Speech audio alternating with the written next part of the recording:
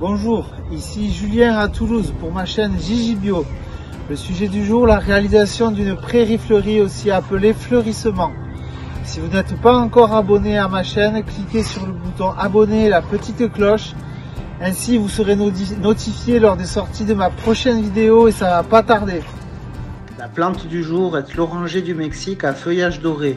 Vous la découvrirez plus précisément à la fin de la vidéo. La motomineuse permet de décompacter nos sols lourds et argileux. Mais avant de vous présenter les différentes étapes de la prairie fleurie, je vais vous en dire un peu plus sur ce type d'aménagement, aussi appelé le fleurissement. En effet, la prairie fleurie ou le fleurissement est une solution végétale qui est vraiment dans l'air du temps. Elle permet de préserver la biodiversité, donc la flore et la faune locale. Le couvert végétal qu'elle forme est autonome. Il n'y a plus besoin de tondre. La fraîcheur est préservée. Une fois que vous avez profité de toutes les floraisons, les fleurs se ressèment d'elles-mêmes. Mécanisme des annuelles. Mais il y a aussi les plantes vivaces et les bisannuelles qui seront au rendez-vous chaque année. À l'automne, une fois que les fleurs sont fanées, les graminées qui se trouvent dans le mélange que nous semons font reverdir votre terrain. Le sol n'était pas fertile car il y a eu des travaux de terrassement dans ce jardin et les couches de sol ont été chamboulées. Vous voyez sur la vidéo le déchargement réalisé à l'aide d'un camion grue. 7 big bags de 800 litres chacun ont ainsi été apportés sur le jardin. Nous avons décaissé une partie de la terre non fertile pour réaliser un amendement avec de la terre végétale amendée utilisable en agriculture biologique. L'amendement de terre végétale est un des ingrédients indispensables à la réussite de la future prairie fleurie. La couche de sol réalisée avec la terre végétale amendée est d'environ 10 cm afin que les graminées et les fleurs puissent s'installer correctement.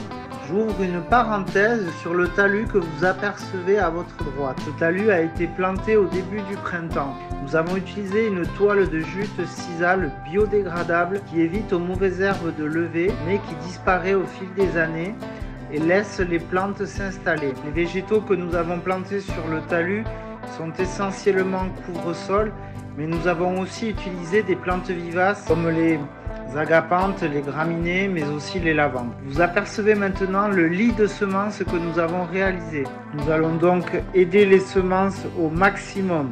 Le gros-son et l'agrosol ont divers avantages. Ils sont essentiellement utilisés pour faire un semis homogène. Mais pas que. L'agrosol contient de la pouzzolane concassée, des paillettes de copeaux de bois, mais aussi de l'engrais bio. L'agrosol mélangé aux semences permet de faire un semis homogène. Approfondissons. La densité de semis est de 25 g au mètre carré. 14 g de semences de fleurs et de graminées pour 11 g de gros-son. Pour l'agrosol, plus il y en a, mieux c'est. Une fois le mélange effectué, agrosol, graminées, gros-son et fleurs, nous faisons plusieurs passages afin que les semences soient réparties de manière homogène. Ensuite, nous roulons le terrain pour que les graines soient plaquées au sol et enfin, nous lançons un arrosage. L'arrosage est vivement recommandé. Il permet aux semences d'être réveillées de leur dormance et de pouvoir s'installer rapidement. Voilà, maintenant il va falloir attendre quelques semaines pour découvrir toutes ces floraisons. Je vous en donne quelques-unes. Le souci, le coquelicot, le myosotis, la capucine, le bleuet, la rabette, la lys et bien d'autres. Parlons enfin de l'oranger du Mexique à feuilles dorées. Cet arbuste est très apprécié pour sa floraison parfumée au printemps et aussi, comme vous l'avez remarqué, par son feuillage doré. Il apprécie la mi-ombre mais se plaira aussi au soleil s'il est bien arrosé. Ses dimensions sont moyennes. Vous pouvez le planter près d'un passage ou d'une entrée pour profiter de son parfum de fleurs d'orange. Voilà, j'espère que ça vous a plu. La prairie fleurie a été semée, c'est terminé. Si vous voulez me contacter, mes coordonnées sont sous la vidéo et je vous dis à bientôt.